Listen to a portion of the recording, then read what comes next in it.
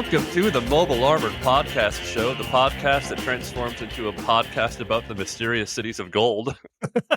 I am Adam Moore, alongside my co-host and best friend, PJ McNerney. And PJ, we are back.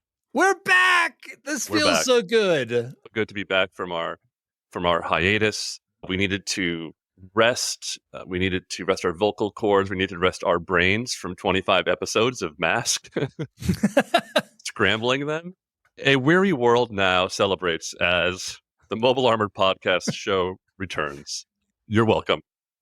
We shouldn't lie to our audience. In reverse order, like this past week, we had to miss a record because there was a major fire in my neck of the woods. And I don't mean that as like some kind of metaphor.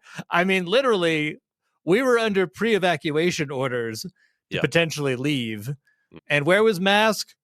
Somewhere in the Andes. Where was the ice beam when you needed it? Fucking send Gator out, man. Or that freeze bomb from Rhino. So here we are, folks, beginning the second third of the series, episode 26, Secret of the Andes. Mask must protect a revived Incan priest who has been frozen in ice, found in the Andes. From V.E.N.O.M, who may know the secret location of El Dorado. Just stop right there. Now, you've probably edited this out already, but it took you like 3 times to get through that sentence because let's face it, that's insane. It's absolutely insane. We're in bonkers land right now. And Adam, what does that have to do with a toy that's all about powered masks and transforming cars? It has absolutely nothing to do with it. Okay. This feels like would be great for like a failed or like failed pilot of like an Indiana Jones cartoon. Sure. Like I could totally see that. A kid, a robot, and a revived ancient Incan priest going on adventures in the Amazon rainforest. I love it. Well, we open with Matt, Scott, and T-Bob skiing in the Andes, spoiling some untouched natural beauty, no less. Like, this is not a ski resort. This is just the pristine mountains. And Matt, Scott, and T-Bob are just tearing through it. I really enjoy how the only way they probably could have gotten there was to be airlifted, dropped out, like, just to go skiing. Yeah. In an area that, you're right, is untamed. This is pristine Andes. Like, you have to pay someone under the table in the government to ski this area. Yeah, or not, or just, cross borders illegally and be dropped out of the sky from Thunderhawk. But anyways, Matt is having a blast. He thinks it's fun, but Scott says he's freezing. And for goodness sake, buy this kid a real coat. Look, I'm going to go to bat for Matt on this one. That is the warmest coat in Andy's closet. Give him a break. How else can he project his feelings towards his long-lost younger brother, except by clothing his adopted son in his dead brother's clothes? I'll accept that. You're right. He is freezing. It is not cool at all. And Matt's reaction is just smiling. Yes. Freeze, my boy. Freeze. Suddenly, a giant eagle flies overhead, and then a huge avalanche begins. And they take cover behind an outcropping, but T-Bob rolls down the hill like one of those, snowballs in a cartoon that keeps getting bigger and bigger. And let's be honest, though, this avalanche would have killed all of them, right? Outcropping or not, they're all dead. So there's your Sly Rax Ragdoll award already. Right off the bat, we're like a minute in, maybe. I'm going to actually make a presumption here, is that there's a way of reading this episode as the dying fantasy of Scott. Like everything from here on out is basically like Scott's trapped under the ice, losing oxygen. And this is just like what's coming up. That explains a lot. Does that mean the rest of the Mask series is all part of Scott's dying fantasy? Yeah, we're now entering Tommy Westfall territory at this point in time. Like this entire, the rest of it is basically like Scott imagining, oh boy, and then I'm not there for racing, but I'm with my new mom, Gloria, and we're having an amazing time.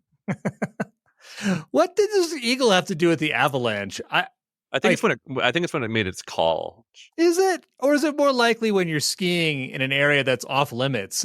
Like you might actually like cause an avalanche to occur. Right, that's exactly why you're not allowed to ski there, Matt. Right. Presuming that this is not a fantasy, how amazing is Scott's strength? Like he is manhandling this heavy robot to prevent from being swept away from the snow. Yeah. I mean, he must work out wherever Matt works out, or is taking the same steroids that Matt injects in himself. It was the 80s. It was a very different time, man. The avalanche ends, and they're all alive, amazingly. And Scott spots something shiny in the distance.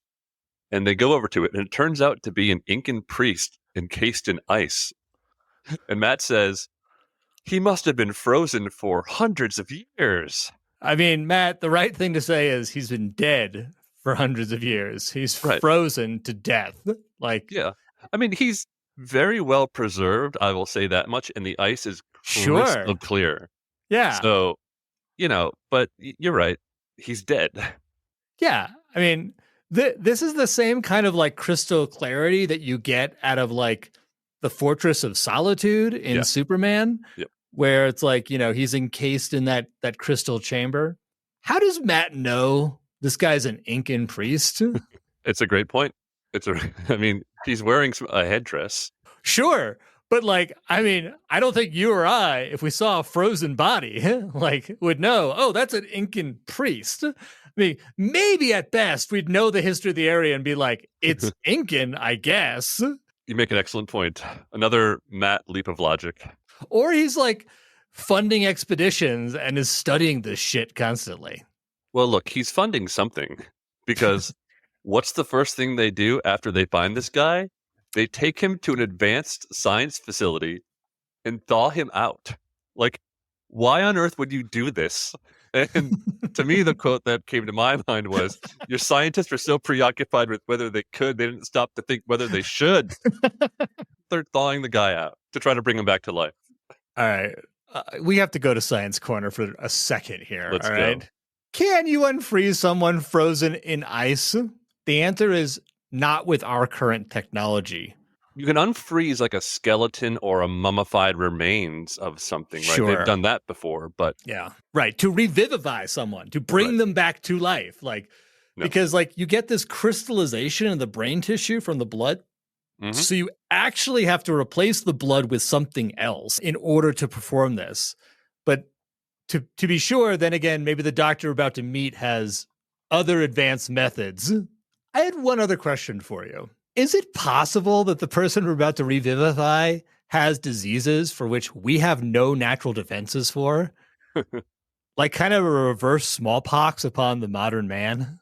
I think that's a possibility, though. I mean, I do go back to, how smallpox killed off so many people in the quote unquote new world, and that it's very likely that our Incan priest here would catch something from Matt or Scott or T-Bob and end up dying at the end of the episode. Which, by the way, I'm going to put a little bookmark here. Do we ever find out what happens to the priest after the end of the episode? I mean, as far as I know, no, but let's revisit that question. Okay. Can we talk about the cryogenic doctor who is performing this? So his name is Dr. Wolfsberg. He's clearly German. Is this a boys from Brazil situation here? I mean, he's some kind of a mad scientist. He's got his own Frankenstein monster. This is so unethical. Like, what is going on here? Whoa, it is not unethical in the country they're in at that point in time, okay? There's some very flexible laws and, they're in a country that probably has no extradition treaty. Let's break this one down by what's in the episode. Okay. The scientist, who is clearly German, states, in all my years of cryogenic research, I've seen nothing like it. Mm-hmm. Years. Right. So the year is 85. Should we presume this doctor's about in his mid-60s? Yeah, we could say that. Where was he 40 years earlier? Was he just getting out of med school? In 1945 in Germany? Why did he flee to South America then? All great questions. Maybe he just liked the weather better? Sure. And you know what? I would feel like I would be probably talking crazy if this isn't like the first time we've encountered this. Right. We've had at least one other. We've had another one where it was a German scientist in South America. Yeah, with life extending blood, right? That's what it was, right? It was like could extend your life. Yeah, that was the dinosaur blood one. Yeah, well, I mean, I guess Operation Paperclip didn't manage to scoop these two up. Guess they're not. doing their thing in South America. Do you feel it weird that, because this is very much like in the era after Boys from Brazil, the Odessa File, Marathon Man, like the writers are clearly channeling. I'm not crazy, am I? I mean, no, I don't think. I mean, they clearly made this guy German with a capital G. Like he is, like the accent is very Dr. Strangelove. Honestly, as I feel like they really leaned hard into that. Yeah, I agree. So, can we talk about why Matt, Scott, and T-Bob are allowed in this room? I guess who's funding it, Adam? Never explicitly said. Who's funding it, Adam? I don't think Matt would want, actually, it to be known whether or not he's funding an operation such as this. Wait a second. Okay, hold on. You're saying Matt doesn't have creative ways to fund a secret operation away from the prying eyes of any government? Are you saying he doesn't already have experience in this? Touché. Well, anyways, folks, it works. The Incan priest wakes up. He sees T-Bob and immediately begins worshiping him. T-Bob says, "Somebody tell him I don't have any spare change." Buddy Hawk's nomination right there. 100%. I had a sub question though. Uh-huh. Are we going to nominate him based on racism or classism? Both. All right. It's both. It's both. T-Bob is both racist and classist. Very, very much so.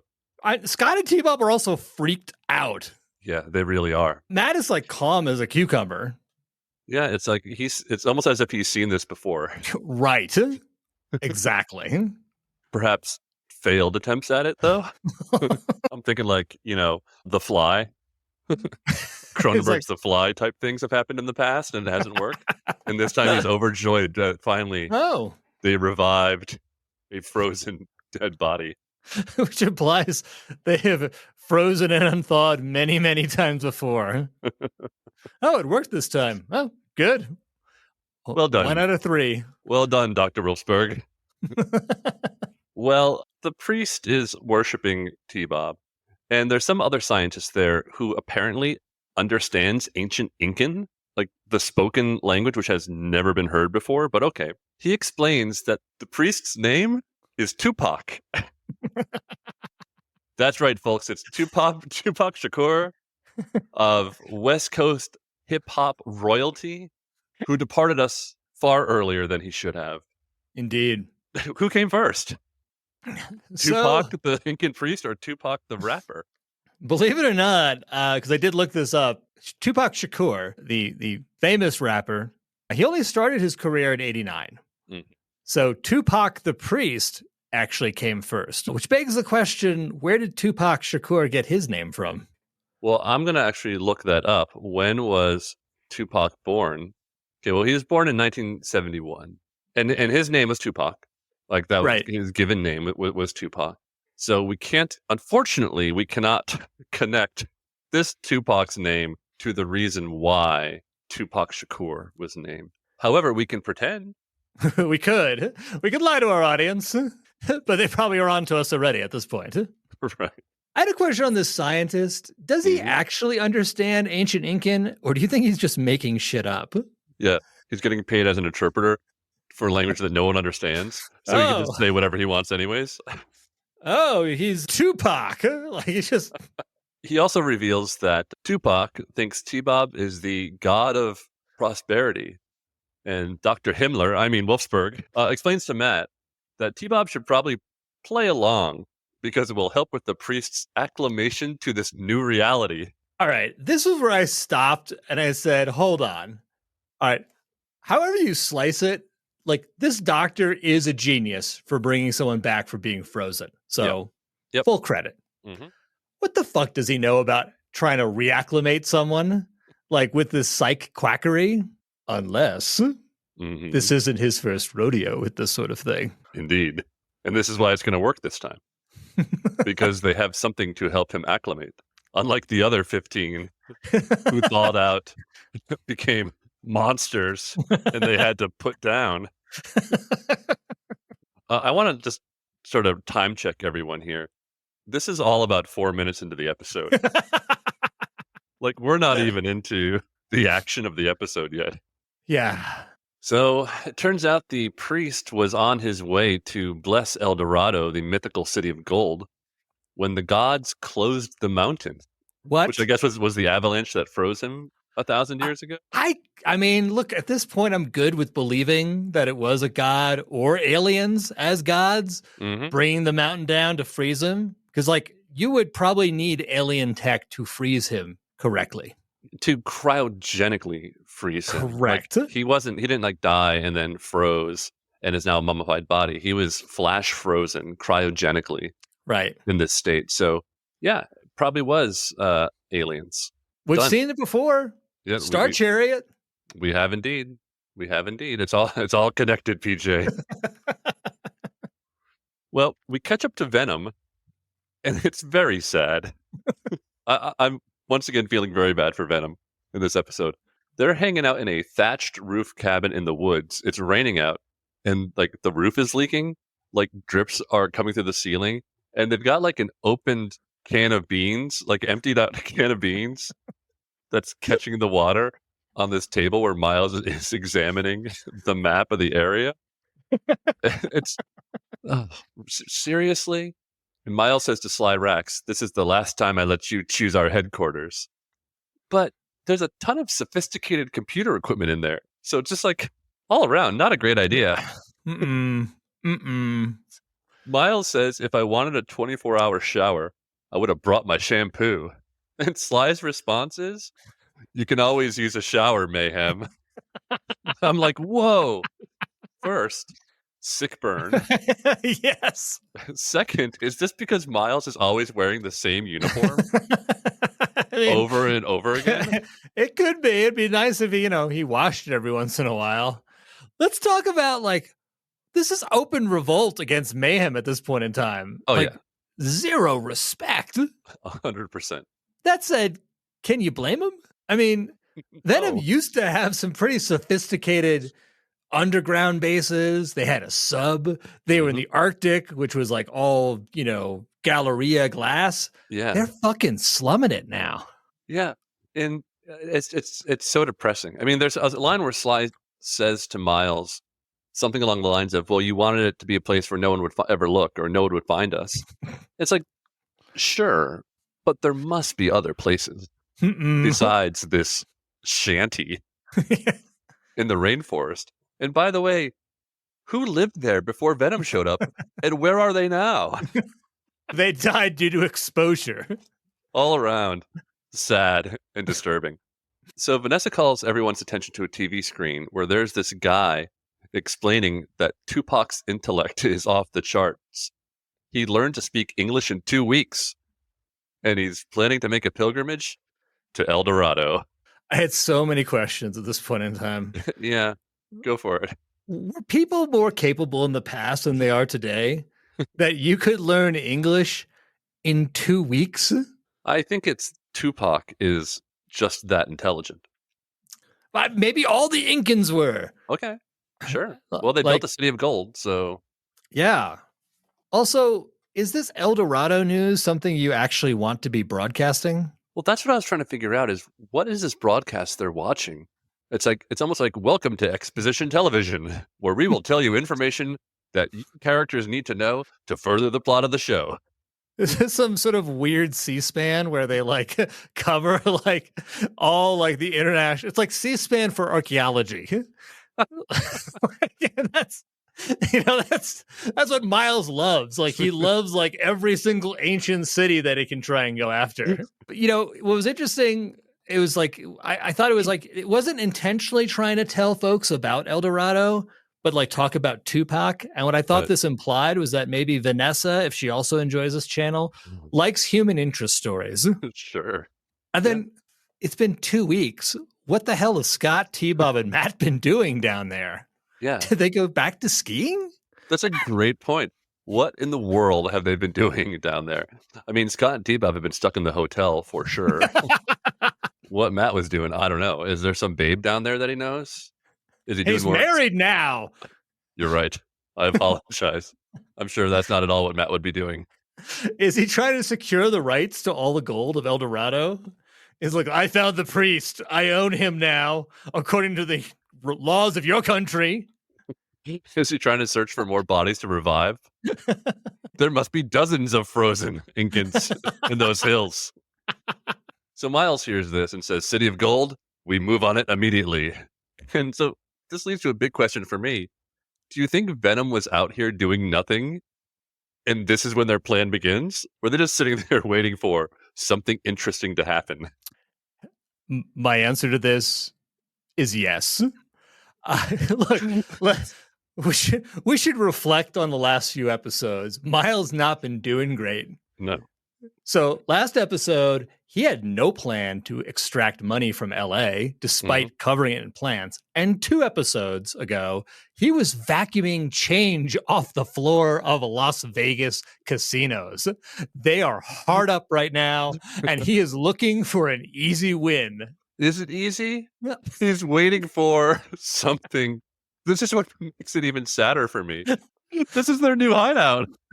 Like, it's not even for this mission. It's just, this is where Venom lives. This is where Venom lives now. Sorry, folks. We've just made this revelation, and we're crying for Miles and Sly and Cliff and Vanessa. How far they've fallen. Anyways. So they find out about this, and despite the fact this is probably a unwatched C-SPAN for archaeology channel, wouldn't there be a shit ton of other tourists that are trying to get to El Dorado as well? Yeah, let's all follow this priest on his journey to El Dorado. There's definitely a commune that's going to make their way down here. Like, let's go follow the priest. Well, despite all that, on the trail with Tupac is Scott and T-Bob and Matt. Scott says to T-Bob, so T-Bob, how does it feel being junk parts yesterday and a god today? And I feel that fits into the Roy Batty category. Oh, 100%. And my reaction was like, damn it, Scott, that's your only friend. Why? Why? But agreed. And also, I feel this sets up T-Bob's inevitable line where he's like, and now you learn what it feels like to be touched by a god, as he squeezes Scott's face. I mean, they're just setting all this up. You know, I keep on coming back to what our buddy Jason Burns said a bunch of episodes back, where this whole show is really like a villain origin story. But sometimes I wonder, is it actually T-Bob's villain origin story?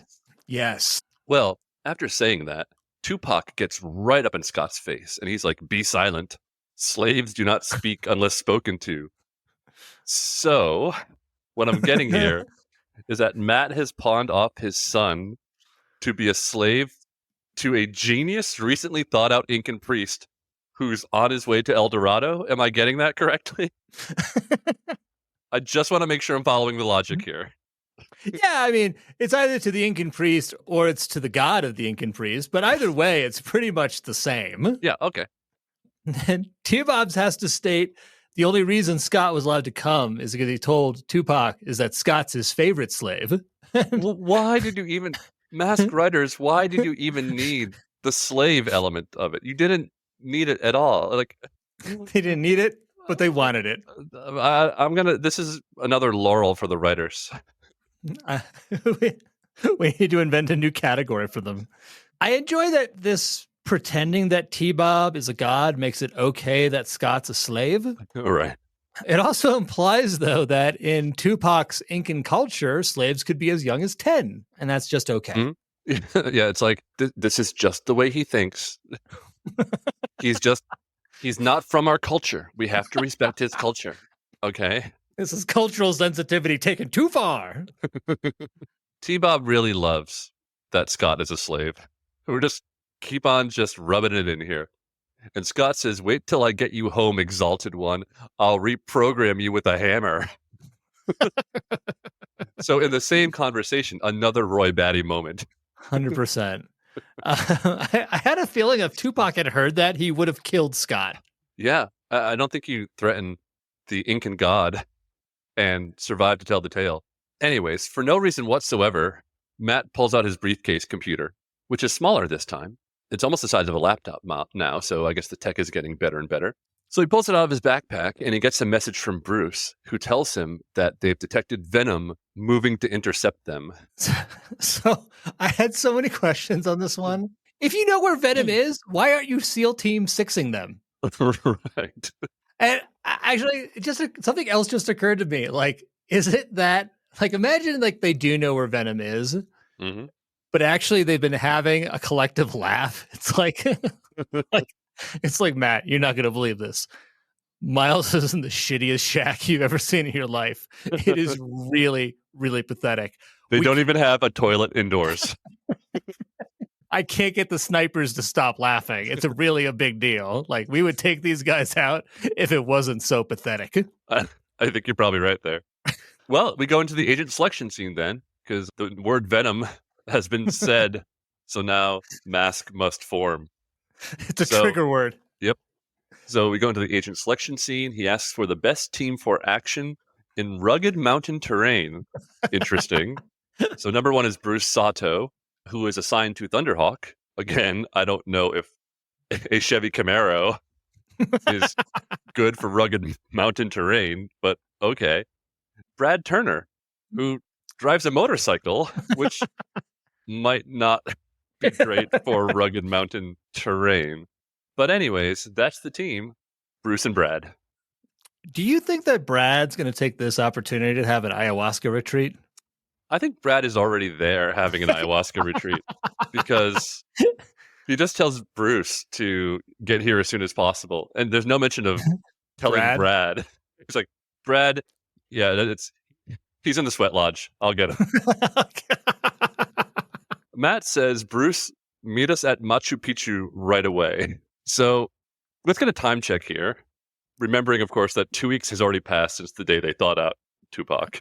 100%. So a non-existent direct flight from Denver to Machu Picchu would probably be about 10 hours. Yeah.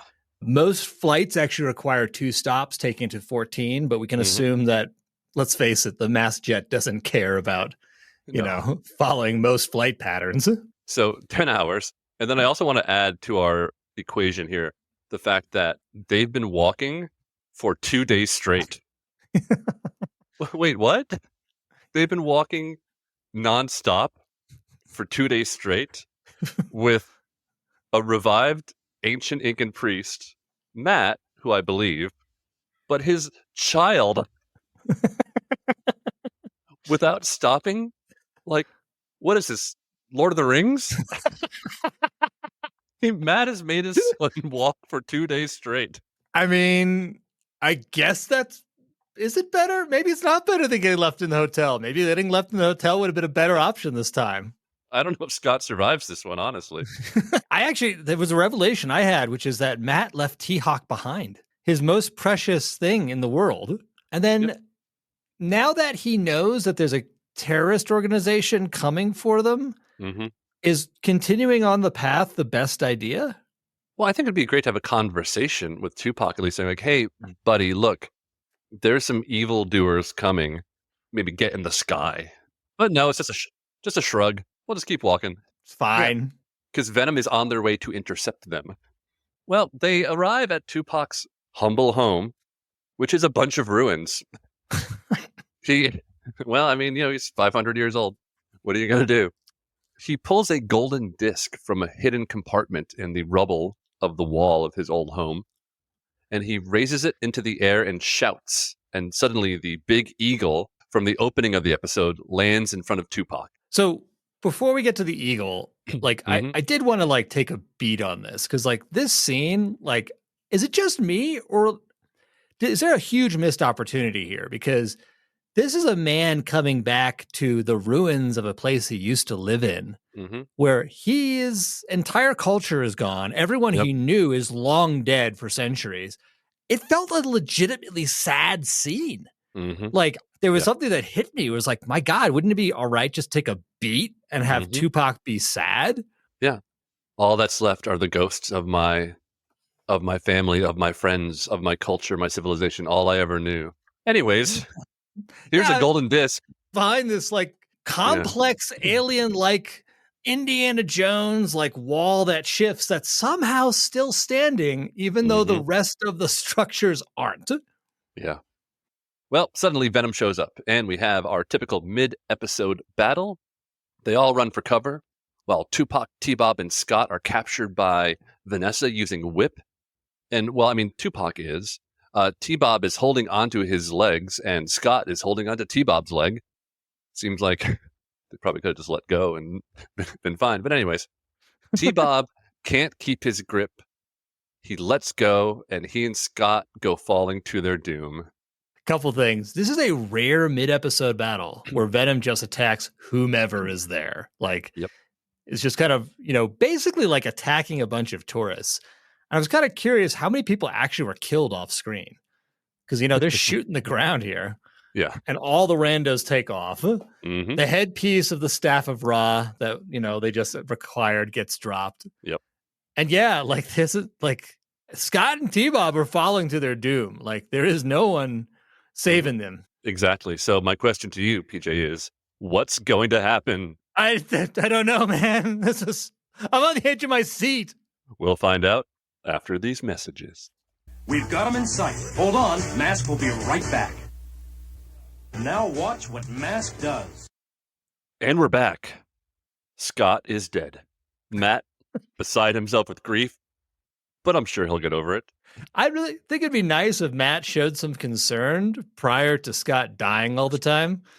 Like, we are hitting this pattern over and over again, where the most affection we ever see Scott get from Matt is when Scott's dying or has died or about to die. Like, that is the entry point time after time. And so then what happens is they use the reviver device to revive Scott. His brain accidentally gets swapped with T-Bob's, and it's just a comedy of errors. What actually happens is Thunderhawk shows up out of nowhere and catches them. And it turns out Bruce is flying Thunderhawk. I did think that the way they did the fall, though, and the catch was actually cool because it was the right thing to do. Yeah. Because he didn't just have like Thunderhawk just kind of be under there and they land on the wings.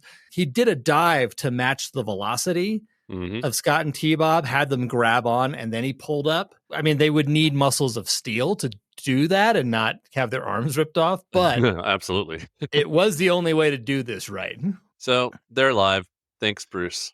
We cut to Venom's campsite at night. We've got a nice little tent set up and a cozy campfire going. It's very homey, very cozy. They've probably got some marshmallows ready to go, some hot cocoa. Unfortunately, Tupac is refusing to help Miles without Tamula, the god, by his side, and that's, of course, T-Bob. Miles wants to know who Tamula is, and Tupac starts drawing a picture of T-Bob on the ground, and Miles smiles as if he knows who T-Bob is. He finally remembers after, who are you? When I saw that drawing, I was immediately thinking, that looks a lot like the robots from the black hole. Like, so now I'm questioning, does Miles actually know that it's T-Bob, or is he recalling that failed Disney movie? Yeah, and also, what a weird-looking god. No offense to the ancient Incans. Your god looks like an Easter egg. Unless it's an alien. Well, unless it's an alien. But very interesting, yes, Miles knows who they're talking about. It's the egg-shaped robot that seems to hang around with Mask all the time. We cut back to Mask, and it turns out that T-Bob is just playing around with Tupac's golden disc. Again, proving that T-Bob is insane. He then declares that he's going to get some shut-eye. Scott says, "You're not human.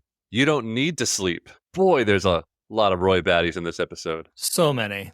Scott's got such a love-hate relationship with him.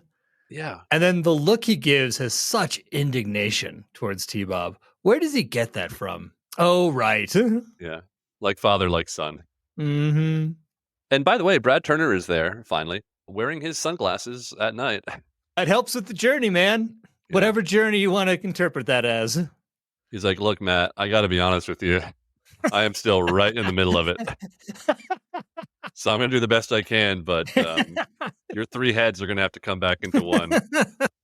And anyways, Matt sends Scott with Brad, still in the midst of his ayahuasca trip, to head back to the city to bring the golden disc to one of the scientists. Maybe the least responsible mask agent to be flying a child on the back of a motorcycle helicopter. Indeed. I mean, really, it's like, okay, here you go. No helmet, no seatbelt. Did you notice these guys were wearing ties? Yeah. In the jungle? Yep. Brad and Bruce, both wearing ties. And Brad's got his leather jacket on. They dropped everything and came running. But how much is he sweating at this point in time? It's like, you know what? It's humid out. You don't need the leather jacket on. Well, while T-Bob is lying down getting sleep, despite the fact that he's not human, Cliff and Vanessa tie a rope around his foot and kidnap him. I was like, did Venom not notice the mask vehicles there or like do any kind of reconnaissance? They're just like... They would have had to. How did they know T-Bob was there in the first place? I mean, I have no words for it. I mean, clearly they must know by now that T-Bob is with Mask. And that's fine. I guess that justifies them sneaking around and having to kidnap T-Bob without going into a firefight. Anyways, we cut to Scott and Brad flying in Condor. And 2 giant eagles approach and force them to land. And Scott hands the disc to the birds, and they fly away. How does Scott know to give the thing to the eagles? He just has a sense. You must need this. Because he has a line, he's like, I think I know why they're here, or something along those lines. It just gives them the priceless artifact without even a fight or anything. Like, the eagles don't even seem like they're going to attack. They're just sitting there. Okay. I'm going to jump slightly, but I'm going to ask you a question because there's an unseen scene here, which is Brad's going to get back to Matt. And Matt's going to ask, did you get Scott to town? And did you give the golden disc to the scientists? And Brad's only response is going to be, we gave the disc to the eagles. And Matt's going to be like, Brad, what did I tell you? Yeah, and by the way, speaking of Scott, the other instruction he was given, right, return Scott to the hotel. Brad leaves Scott behind on a cliff overlooking the city and basically says, are you okay to take it from here? Like, if you look at the shot, he's miles from the city. He's up in the mountains with no clear way down to the city below. And I think it's a Father of the Year by proxy nominee. Yeah, 100%. I mean, it's only one wrong move and Scott's dead. Right. Scott's line is no sweat. The hotel isn't far. And so folks remember, this isn't an age without cell phones. Mm-hmm. So like if Scott like breaks his leg, he's just going to be on the mountain alone with no one to contact him. Good job, Brad. Meanwhile, Matt finally discovers that T-Bob has been kidnapped by Venom, but fortunately, T-Bob has a tracking device on him. So Matt and Bruce take off in Thunderhawk in pursuit. So Scott didn't even check on T-Bob before leaving. Nope. And Bruce's line is like, I haven't seen him all morning. My response is like, what the fuck do you say something? Because no one cares about T-Bob, which is odd in this case because T-Bob is very important to the plot. Yes. Because of how much the Incan priest, cares about him. So, Mask, firing on all cylinders. Well done, boys. Meanwhile, Tupac and T-Bob are now leading Venom through the mountains. And they cross a bridge, like a wooden suspension bridge. And once they get on the other side, they start rolling some amazingly spherical boulders towards Sly and Miles, who are both in Piranha. I mean, these boulders, they're complete spheres. Where the heck did they come from? Alien technology. Okay, there we go. And Vanessa flies over the ravine and in Manta, catches them with whip. And Miles threatens to dismantle T-Bob rivet by rivet if Tupac disobeys him again. Wow. It's pretty brutal. And Vanessa again, team badass. But let's do a little check on the vehicles for Venom. Miles is riding shotgun with Sly in Piranha. Yeah. Weird, Vanessa, but okay. as expected, is flying Manta. Mm-hmm. And Cliff is flying Switchblade. Yeah. I don't want to get down on this, but this is a man with limited depth perception. Yeah, and also there is a Venom vehicle that would probably be well suited for rugged mountain terrain. And it's not a motorcycle with a sidecar that transforms into a submarine. Right. At any rate, Tupac leads Miles to an entrance into a cave. Tupac presses a stone next to a waterfall, which causes a bunch of water to wash Miles, Vanessa, and Sly away. And then Tupac and T-Bob go into the secret entrance that appears. Yeah, I thought it was cool that T-Bob does a nice job of activating, deactivating, reactivating his tracker this episode. Right, so Mask can find out where he's going. Yeah. And because I think Venom detected that a tracker was on, but Venom's all dead now, so it doesn't matter. No, they get washed away by like this massive torrent of water.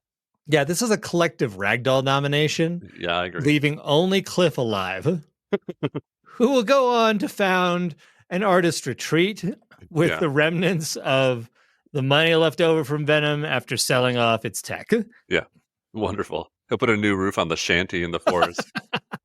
Well, this sets up the final masked battle because despite the fact that they were all washed away by a torrent of water, Venom is very much still alive. T-Hawk goes after Manta, and Matt uses Spectrum hang glider to dodge a bunch of laser rays firing away. Condor takes on Manta. Venom is, as usual, defeated by Mask. Bruce fires one of the famous magnetic jet pucks that always seem to do in one of the flying Venom vehicles. Yep. This was a cool fight sequence, and it's interesting that Mask is actually outnumbered this episode, both in terms of vehicles and agents. Mm-hmm. Still come out on top. Because Venom is incompetent. Which I think we have to start taking that into consideration, that if Venom has 4 agents, it's really more like 2. So in most situations, actually, Venom is way outnumbered. True.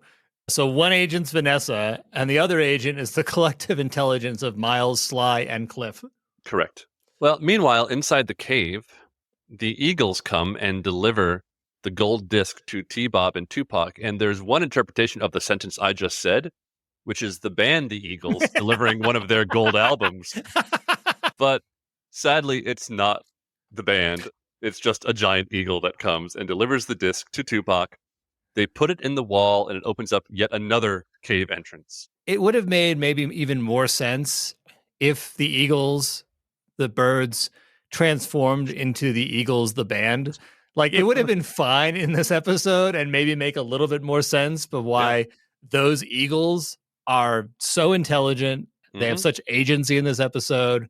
Actually, that'd be like a very Scooby-Doo ending type of thing, right? Where it was the Eagles all along. They just start rocking out. Yeah, Hotel California starts playing. What's interesting is that no one ever asks any questions about the Eagles in this episode. They don't say, wow, they're big. They don't say, like, they must be somehow connected to Tupac. Nothing. Just nothing. Giant eagles. Okay. Well, standing at the entrance to the cave, Matt is snuck up on by Cliff in Piranha's submarine. It kind of fires and causes what appears to be a piece of a vine to fall on Matt. And for some reason, Matt collapses unconscious. That must have been one heck of a vine. That's no vine. That's a coca leaf. Cliff says, no more pussyfooting around. And I'm not sure we use that language, Cliff. Cliff, Venom HR would like to have a word with you.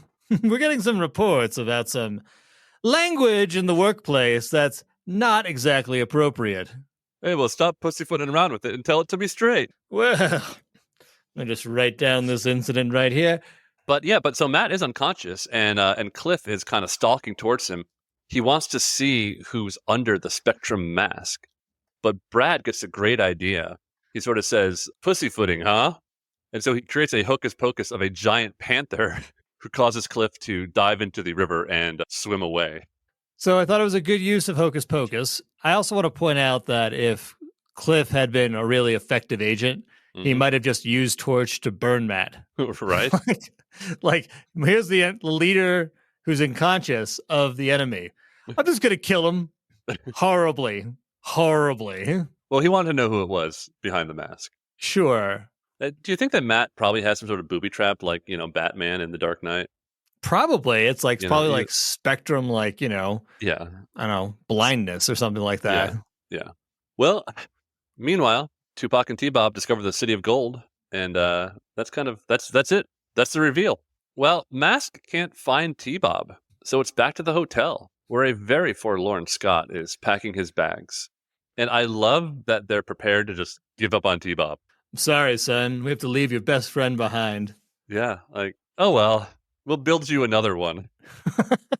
But suddenly, a dusty, exhausted T-Bob shows up at the hotel door. He claims Tupac was like an octopus. He was all over him, kissing, hugging. And it seems there's more to Tupac than we ever imagined. The imagery, like, again, this is a children's cartoon, folks. Like this is something that you bring to like a child protective services or like some specialized therapist of like, hey, show me on this dolly where Tupac touched you. Show me on this dolly where the ancient, recently revived Incan priest touched you. It sort of makes you wonder. I mean, you asked the question, do we find out what happens to Tupac after this? Mm-hmm. So let me ask you this. Is that dirt on T-Bob? Like, at what point in time did T-Bob not be able to take it anymore? It's true. It's very true. And he really wants to get out of the country fast. It's true. He wants out of there. He says, I'll do anything to get out of this country. Like, yeah, because I would imagine the authorities would have a few questions for you. I mean, assuming you could find a body in El Dorado. And it also makes me T-Bob had to walk all the way back to the hotel? Yeah, or turn into scooter mode, unless Scott tells him to transform into scooter mode. But why didn't he turn on his tracker? Yeah, great question. Well, Scott doesn't believe that T-Bob really found the city of gold, but T-Bob shows them a small golden idol that looks like him as proof that he was there. And as I said, T-Bob says he'll do anything to get out of the country, including being Scott's slave. And so Scott tells him to bring his bags down to the cab. So it's kind of a self-inflicted Roy Batty moment there, I feel. It's also a question, though, like, is this the payoff the writers wanted? Like, the turnabout? Like, aha, look, now T-Bob's the slave of Scott again. After Scott was this, like, it's a weird thing. It's like, oh, like, look how clever I am as a writer. It's like, no, go fuck yourself. Like, there's no need to go to this place. No need at all. Let's talk about El Dorado. Who owns it? Assuming you can find it. I mean, does the Incan priest become the knight from The Last Crusade, who just stands there and guards El Dorado for time immemorial? I like the idea. It's like you must choose, but choose wisely for like all these little idols that are there, and you have to choose the T-Bob one. Also, what stops Venom from just trying again? Well, besides laziness, the fact that they're all dead and that they are working out of a shanty in the middle of the jungle. I don't know, PJ. We cut to the more you know moment. T-Bob has built a crazy contraption that can like do your laundry and I don't know, do a whole bunch of other stuff, vacuuming. And it's all plugged into one socket and the fuse blew out. And we learned that overloading circuits could cause a fire. And I feel like that is actually a little bit over the head of the target audience. I don't know. You tell me. I was like, what the fuck? Like, what is the message here that like you're trying to tell kids? Like how many devices do you think you're trying to plug into the wall, and how much wattage does it actually take, kids? Well, yeah, and maybe ground it a little in real life, because I'm a kid and I'm saying like, okay, don't try to build a big giant robot out of household appliances and then plug it in, because Matt said it's a bad idea to do that. Why not just like, all those old extension cords that caused all those fires?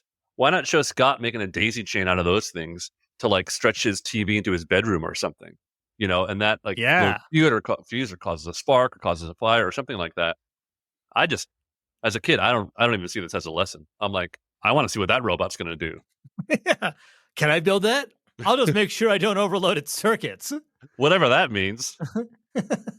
Also, counterpoint, last episode we saw Scott welding T-Bob in the hotel room. Right. So, like, what kind of mixed messages fucking going on here? Right? Welding's fine. Oh, man. Well, that is the episode, folks. Time for our awards. Father of the Year award. What do you got? You know, man, there's so many. I mean, there's Matt taking Scott to ski on a mountain that is clearly off limits. There's Yep. Matt taking Scott on a 2-day hike, which likely would kill him. Yeah. I mean, there's the actual Father of the Year award, but I do like your special Father of the Year award for the surrogate father. Yeah. Brad. Right. Yeah. Well, I think it's a double award. It's one for Brad abandoning Scott on the trail, and two, it's Matt entrusting his son with Brad in the first place. Yeah. So it's combination there. Yep. I think that's true. I think actually you're right. Actually, Matt entrusting Scott to Brad is the worst thing. Like Right. Roy Batty award? I mean, the entire episode? Pretty much. I have no argument to that one. I mean, he's insulted by Scott multiple times. He is assaulted by the Incan priest. Yeah, and perhaps sexually assaulted by the Incan priest. It's creepy the way they frame it. Yeah. Hugging and kissing. I mean, that's no good, guys. That's not good. Yeah. Sly Rax Ragdoll Award. Well, we do have the earlier one where Matt and Scott and T-Bob clearly died in that avalanche. And we also have Venom on the cliff without Cliff, ironically. Yeah, I think that's probably the one for me. Yeah, I think so too. They're definitely dead. And now, of course, the Buddy Hawks Award. I mean, I think he actually might be winning this across the series, but I think it's T-Bob yet again. Yeah. This time for, and not entirely of his own volition, but he's impersonating a god. For me, it's actually at the beginning of the episode when T-Bob has the line, "Will someone tell this guy I don't have any spare change?" Both racist and classist. Yes, agreed. Like here's a unclothed man with brown skin bowing before me with his hand held out. He must want change. It's a good point. Yeah, I've got to go with that's T-Bob. T-Bob wins in multiple ways. He really does. Good job. Good job, Alex, for programming T-Bob that way. A racist, classist robot. Oh, boy. Well, that does it for episode 26. Episode 27 is called Panda Power. Venom abducts endangered panda bears from China, and Mask must rescue them. I got to find out what their evil plot is here, because this sounds like a different show altogether. Once again, how far have the mighty fallen? We had Venom stealing the Statue of Liberty and requesting $3 billion for it. We've had Venom threaten to destroy the world with an asteroid. Yeah. We've had Venom threaten to destroy the world with, mechanical bugs. Now we're stealing pandas? Like, we're down to poaching? It's really sad, guys. What's next? Are they going to be mugging people on the street? Cliff, that woman's purse looks heavy. Go get it. Torch on. I said steal the purse, not burn her to death. Oh, here's the purse anyway. Well, it's great to be back from hiatus, everyone. Thanks for hanging in while we took our much-needed rest, but we are back in action. But of course, as always, we do have to transform and head back to HQ. I am Adam Moore. And I am PJ McNerney. Bye-bye. Bye-bye. The Mobile Armored Podcast Show is written, produced, and edited by Adam Moore and PJ McNerney.